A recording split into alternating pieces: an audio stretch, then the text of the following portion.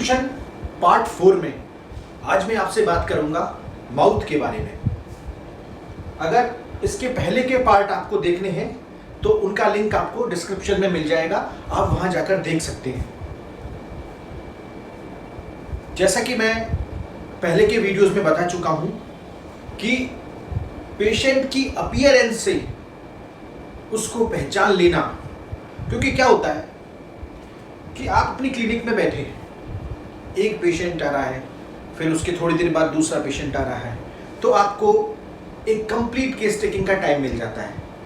पर अगर आप किसी कैंप में बैठे हैं, लोगों का, पेशेंट का हुजूम आपके सिर के ऊपर खड़ा है और आपके पास इतना समय नहीं है कि एक पेशेंट को आप 1 या 2 मिनट भी दे सकें, उस समय पेशेंट को कैसे देखना है, उसके बहुत सारे एस्पेक्ट्स होते हैं। उसकी अपीयरेंस से देखें, उसके खड़े होने के तरीके से देखें, उसकी टंग से देखें, उसके माउथ से देखें, उसकी आईज से देखें, उसकी नोज से देखें, उसकी हाइट से देखें, तो पेशेंट को क्विक कैसे पहचाने, मैं इसी बारे में आपसे आज चर्चा कर रहा हूं। और आज मैं माउथ के बारे में आपको कुछ बताऊंगा। माउथ में जैसे आप देखते हैं कि एक तो अभी बरसात का मौसम है, बरसात के मौसम में छाले के पेशेंट आपके पास बहुत आएंगे, क्योंकि बरसात के मौसम में लोगों का चटपटा खाने का मन करता है, मिर्ची वाली चीज़ें खाने का मन करता है और उनको खाने के बाद पेट खराब हो जाता है और छाले हो जाते हैं। तो अब छाले को देखकर आप कैसे पहचान सकते हैं कि ये जो छाला है ये कौन सी मेडिसिन का है। वैसे तो उस जो छाले हैं, एफ्ते हैं, एस्टोमेटाइटिस है, उनको अपन पहचान सकते हैं उनकी मॉडलिटीज से, पर देखकर कैसे पहचाने। जैसे बोरेक्स का जो छाला होता है वो, उसमें ब्लीडिंग होती है, थोड़ा वाइटिश होता है और उसके अंदर ब्लीडिंग होती है और वो पेनफुल होता है। लेग कैन में भी ब्लीडिंग एफ्ते होता है। लेग कैन के बारे में मैं पिछले लेक्चर में बता चुका हूँ। बोरेक्स है, बोरेक्स की एक खास बात होती है, वो चाहे उसका बच्चा हो चाहे बड़ा हो, इनको डाउनवर्ड मोशन से बहुत फियर होता है। इवन बड़ी आश्चर्य की बात आपको लगेगी कि इसमें अगर पेशेंट सीढ़ी उतरेगा तो उसका सांस फूलेगा। सीढ़ी चढ़ने में नहीं फूलेगा, सीढ़ी उतरने में फूलेगा। सीढ़ी चढ़ने में सांस फूलेगा कैलकिरिया कार का। अगर छाला ब्लूइश है, नीले रंग का हो रहा है, the medicine is arsenic kelp. जिन मेडिसिन के बारे में मैं पहले चर्चा कर चुका हूं कि उनके डू एंड डोंट्स कैसे जानने पहचानने, उनको मैं दोबारा रिपीट नहीं करूंगा।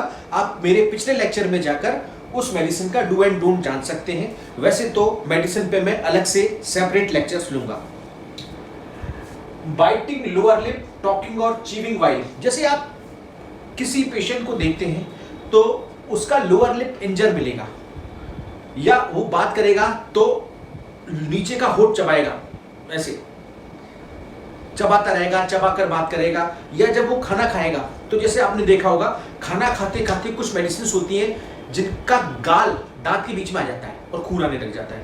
उसमें बहुत सारी मेडिसिन हैं, लेकिन जनरली नाइट्रिक एसिड और इग्नेशिया, ये मेडिसिन हम चीविंग या बाइटिंग चीक में कंसीडर करते हैं। लेकिन लोअर लिप में एकमात्र मेडिसिन है, that is benzoic acid. Benzoic acid जो है, जैसा कि आप जानते हैं कि ये यूरिनरी ट्रबल्स की मेडिसिन है। बेंजोइक एसिड का जो यूरिन होता है वो बहुत ज़्यादा ऑफेंसिव होता है। ऐसा उसमें ऐसी स्मेल आती है जैसे किसी घोड़े के यूरिन में स्मेल आती है। किसी पेशेंट का आपने मुंह खुलवाया और आपने देखा कि उसके पैलेट के ऊपर एक वॉर्ट हो रहा है, एक कंडाइलोमेटा हो रहा है। बड़ी रेयर सी कंडीशन होती है कि पैलेट के ऊपर वॉर्ट हो जाए, पर उसमें भी होम्योपैथी में मेडिसिन है। वो थ्यूजा नहीं है, वो ऐसी मेडिसिन है जिसको सुनकर आपको आश्चर्य होगा, that is argentum nitricum. Argentum nitricum is a hot patient. Argentum nitricum मीठा खाना पसंद करेगा, लेकिन अर्जेंटम नाइट्रिकम और जेल्सिनियम, इन दोनों की खास बात क्या होती है कि इनको एप्रीहेंशन होता है और एप्रीहेंसिव डायरिया होता है, जिसमें भी इसकी खास बात ये होती है कि बड़ा इंपल्सिव होता है, तुरंत से इंपल्स आते हैं इसको, जैसे किसी ब्रिज के ऊपर से गुजर रहा है। किसी ऊंची खिड़की से नीचे देख रहा है तो इसको लगेगा कि ये कल्पना कर लेगा कि ये ब्रिज टूट गया और मैं पानी में गिर गया तो क्या होगा, या वो नीचे देखता है पानी की तरफ, उसको लगता है कि मैं इस पानी में अगर गिर गया तो मैं डूबने लगूंगा तो फिर मेरे साथ क्या होगा, तो वो कूदने के लिए उद्यत होता है, वो कूदने ही वाला होता है। और ये जो इम्पल्स है एकदम से उसको पीछे की तरफ खींच लेता है कि उसे लगता है मैं क्या करने जा रहा हूं। खिड़की में खड़ा होता है और लगता है कि मैं नीचे गिर जाऊं तो क्या होगा, और वो कूदने के लिए होता है और फिर वापस अपनी पोजीशन में आ जाता है। गम्स ब्लैक, कई पेशेंट्स के आपने देखे होंगे कि गम्स जो होते हैं वो जैसे कई के स्पॉन्जी मिलेंगे, कई के गम्स रिसीड करेंगे, कई के जो गम्स है वो बिल्कुल ब्लैक कलर के मिलेंगे, जैसे काला रंग लगा दिया हो। द मेडिसिन इज मक्सॉल। प्लम्बम मेटालिकम में जब भी अपन पढ़ते हैं तो एक लाइन आती है कि there is blue distinct line on the margin of the gums. Plumbum metallicum की खास बात यह है कि इसको कॉलिक होता है, और कॉलिक भी पिंचिंग कॉलिक होता है। इसमें ऐसा लगता है कि जैसे इसके नेवल से एक रस्सी बांधी है और उस रस्सी को पीछे स्पाइन की तरफ खींच रही है। इप्यूलिस, माउथ के अंदर इप्यूलिस होना। इप्यूलिस क्या होता है? इप्यूलिस इज द ट्यूमर ऑन गम। इसको न्यूमैन्स ट्यूमर भी कहते हैं। ये जनरली छोटे बच्चों में पाया जाता है। इसमें जो मेडिसिन है नेट्राम्यूर एंड क्यूजर। Children put fingers in the mouth. कई बच्चे आपकी क्लिनिक में आते हैं और मुंह में उंगली रखे रहते हैं, पूरी उंगली मुंह में रख के और उसको चूसते रहते हैं। आप मदर कहती है मां क्या कर रहा है, आपको भी लगता है यार कैसा बच्चा है। वो ऐसे बच्चे जो मुंह के अंदर उंगली रखते हैं that is Calcarea carb. Calcarea carp, chamomilla, ipecac. First grade remedy ipecac, chamomilla, Calcarea carp second grade remedy है। कैलकेरिया कार्प आप जानते हैं, कैमोमिला आप जानते हैं। कैमोमिला को अच्छे से जानना है तो आप मेरे एंगर वाले वीडियो को देख सकते हैं।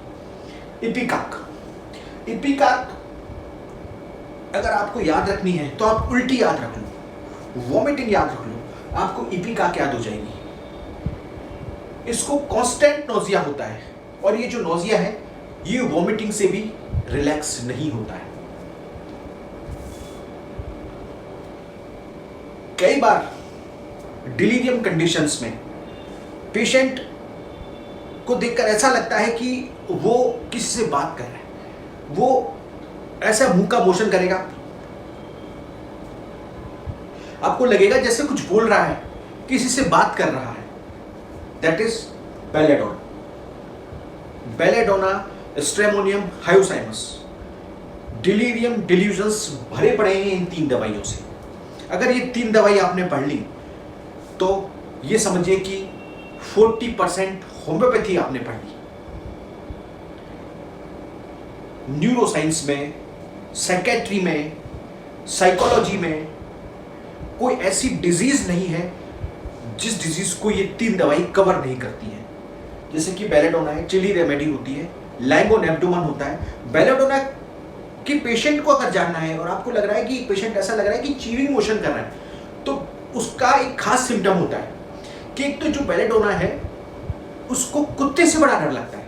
अगर पेशेंट कह रहा है कि मैं घर में कुत्ते पालता हूं तो वो बेलेडोना नहीं हो सकता, तो वो स्ट्रेमोनियम नहीं हो सकता। तो बेलेडोना, दूसरा बेलेडोना पेट के बल्स होता है। तीसरा, बेलेडोना में प्यास नहीं होती। स्ट्रेम बेल को डिफर करने की चीज है कि बेलेडोना के अंदर प्यास नहीं होती, जबकि स्ट्रेम में ऐसा कुछ नहीं है। बेलेडोना में वायलेंट कंजेशन होता है, जबकि स्ट्रेम में ऐसा नहीं होता। इसमें थ्रोबिंग हेडेक होता है, स्ट्रेम में ऐसा नहीं होता। रेन्यूला, सिस्ट, सिस्टिक ट्यूमर, जीभ के नीचे की तरफ फ्लोर पर माउथ के कई बार सिस्टिक ट्यूमर हो जाता है, गांठ जैसा हो जाता है, उसको हम रेन्यूला कहते हैं। इसमें मेडिसिन्स हैं ambra grisea and calcarea carb. Calcarea carb के बारे में आप जानते हैं। एम्ब्राग्रीजिया के बारे में मैं आपको बता देता हूं कि एक तो ये नोजोड होता है। दूसरी बात जो एम्ब्राग्रीजिया की सबसे खास बात होती है, आप समझना, जैसे आप सिम्टम सुनते हैं, आपने सिम्टम पढ़ा, सिम्टम को डिफ्रेंशिएट करना आना चाहिए कि अगर ये सिम्टम इसके अंदर है तो इस पे इसका रिएक्शन कैसा है। जैसे आपने एक सिम्टम सुना होगा वीपिंग, जब म्यूजिक सुनता है या एग्रावेशन फ्रॉम म्यूजिक, यह एम्ब्राग्रेजिया में भी होता है और यह नेट्रम सल्फ में भी होता है और यह ग्रिफाइटिस में भी होता है। एम्ब्राग्रेजिया और नेट्रम सल्फ, इन दोनों में मेन चीज क्या होती है कि एम्ब्राग्रेजिया जो है वो अगर कहीं पर दुख का गाना बज रहा है, जैसे मुकेश का कोई सैड सॉन्ग बज रहा है, तो वो उस सॉन्ग से अपने इमोशन रिलेट कर लेता है और इसको रोना आ जाता है और कहता है गाना बंद करो। जबकि नेट्रम सल्फ किसी भी गाने को सुनकर, चाहे वो हंसी का गाना हो, चाहे खुशी का गाना हो, चाहे रोने का गाना हो, उसको गाना सुनकर एग्रावेशन होता है। अगर ये रेन्यूला ब्लूइश रेड कलर का है, द मेडिसिन इज थ्यूजा। आपने मुंह खुलवाकर देखा तो आपने देखा कि पेशेंट की जो राइट साइड में चीक के अंदर की तरफ एक गांठ हो रही है, उसमें केवल एक दवाई है, that is Calcarea carb. Perforating ulcer in mouth, ऐसा अल्सर जो परफोरेट कर जाए और माउथ के अंदर आपने देखा तो उसमें मेडिसिन है काली क्लोर। काली क्लोर रेयरली यूज्ड मेडिसिन होती है, बहुत कम सिम्टम्स ऐसे हैं जो कि इसके प्रूव्ड हैं, लेकिन एक तो यही सिम्टम जो केवल इसी में पाया जाता है, perforated ulcer. Generally perforated ulcer kali bichrome का सिम्टम है, लेकिन वो कहीं पर भी हो सकता है। इसमें जो काली क्लोर में माउथ के अंदर परफोरेटेड अल्सर होता है। दूसरा, काली क्लोर की एक खास चीज होती है कि प्रेगनेंसी के दौरान अगर किसी पेशेंट में सीवियर यूरिनरी ट्रबल्स हो जाएं, किडनी की प्रॉब्लम्स हो जाएं, तो इसमें ये मेडिसिन बहुत अच्छा काम करती है। आपने मुंह खुलवा कर देखा और आपने देखा कि जो पैलेट है ऊपर की तरफ, वो ऐसा हो रहा है कि उस पर बहुत सारी झुर्रियां पड़ी हुई हैं। The medicine is again borax. तो आपने देखा कि एक माउथ के अंदर, और माउथ के अंदर तो मैंने बहुत शैलो चीज कवर की है। माउथ के अंदर टंग होती है जो मैंने अभी कवर नहीं की, यूवुला होता है जिसको देखकर आप पहचान सकते हैं कि यूवुला से कि कौन सी मेडिसिन इस पेशेंट की होती है, टीथ होते हैं जिनसे आप जान सकते हैं। तो शैलो चीज से ही आप ये पहचान सकते हैं कि ये पेशेंट कौन सी मेडिसिन का है। और अगर बहुत सारे पेशेंट हैं, क्योंकि आजकल क्या है, ये इम्पेशेंट वर्ल्ड है, यहाँ पर पेशेंट आपको, अगर आप नए डॉक्टर हैं तो आपको इतना चांस नहीं देगा कि आप उसका मेंटल जान सकें। आप ज़्यादा कोशिश करेंगे तो वो इरिटेट हो जाएगा, या हो सकता है कि वो आप से बोले कि आपको इसकी दवाई देनी हो तो दो, इतनी सारी चीज़ें क्यों पूछेगा। तो नाम कैसे करोगे? काम करके। और काम कैसे करोगे? उस चीज़ को बहुत अंदर जाकर जान के। तो इस तरीके के लेक्चर्स आगे जारी रहेंगे। सुनने के लिए मेरे चैनल को सब्सक्राइब करें। आप देखिए, मैं आपके लिए मेहनत कर रहा हूँ, आपको केवल बटन दबाना है सब्सक्राइब करने के लिए, और मेरी मेहनत का फल मुझे मिलेगा।